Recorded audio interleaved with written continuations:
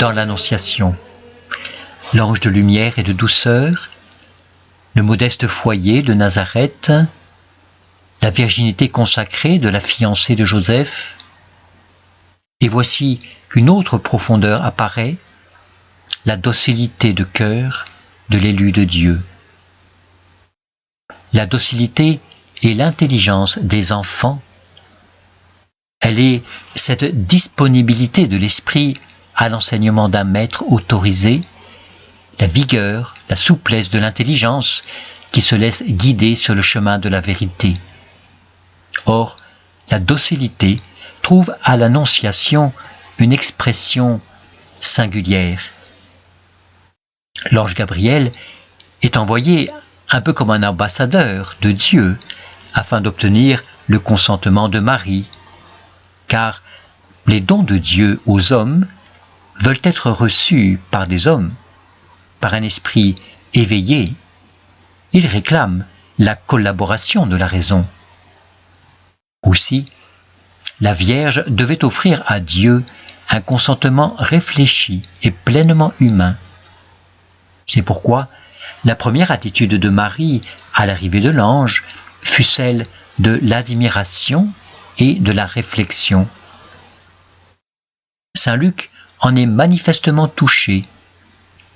La première indication qu'il livre au sujet de la Vierge Marie, la première activité qu'il lui attribue, cogitabat. Elle pensait, elle réfléchissait. Notre-Dame s'interrogeait sur ce que pouvait signifier cette salutation, dit saint Luc. Elle apparaît avant tout comme une femme réfléchie.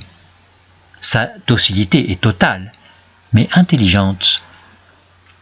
Quelle parole bouleversante, en effet, résonne dans la chambre de Nazareth. Vous êtes bienheureuse, Ave, miroir vivant de la beauté de Dieu, gratia plena. Habité par Dieu dans votre cœur déjà avant de l'être bientôt corporellement, Dominus tecum. L'objet de la bénédiction de Dieu, chargé d'une mission divine, bonheur convoité par toutes les femmes de l'histoire d'Israël, la femme attendue depuis l'origine des temps, la femme victorieuse de l'ennemi, inimitié irréductible contre le tentateur, benedicta tu inter mulieres. Marie est émue par cette salutation, mais d'emblée, elle prend de la hauteur.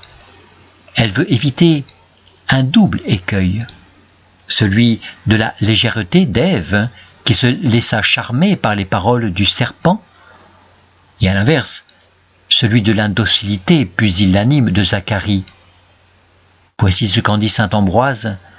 Marie ne devait ni refuser de croire, ni se précipiter à la légère. Refuser de croire à l'ange, se précipiter sur les choses divines. Elle repasse alors dans son esprit les prophéties de l'Ancien Testament, elle se souvient des manières de Dieu. Et nous autres, quand nous prions le chapelet, nous supplions notre Mère du ciel de nous obtenir cette grâce de la méditation, d'une réflexion profondément chrétienne, la grâce de la docilité des enfants de Dieu.